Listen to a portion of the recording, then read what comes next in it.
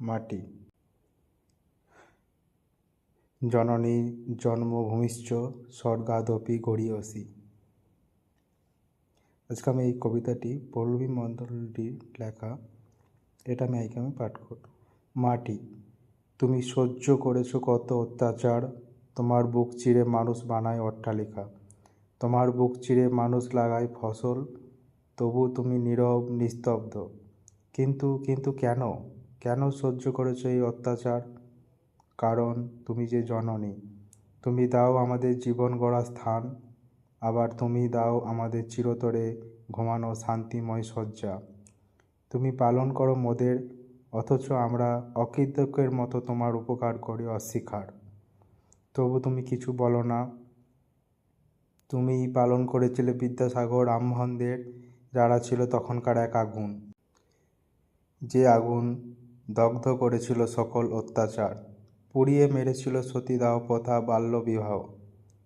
কিন্তু সেই আগুন অনেক দিন হলো আমরা হারিয়ে ফেলেছি। আর তো সেই আগুন অনেক দিন তুমি দাওনি, হয়তোবা দিয়েছ, আমরা বুঝতে পারিনি। তবু তুমি যা কিছু বলনি, কোনো প্রতিবাদ করনি। মাটি, তুমি কি কোনো ধৈর্যের পরীক্ষায় বসেছ?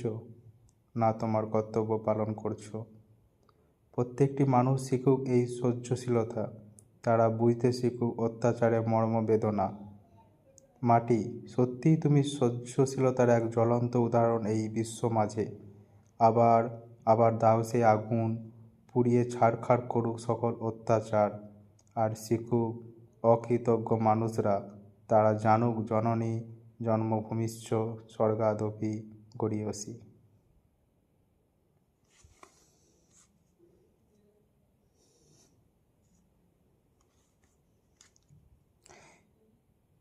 জননী জন্মভূমিশ্চ স্বর্গাদপি গরীয়সী, এই কবিতাটি পল্লবী মণ্ডলটির লেখা, এটা আমি পাঠ করলাম।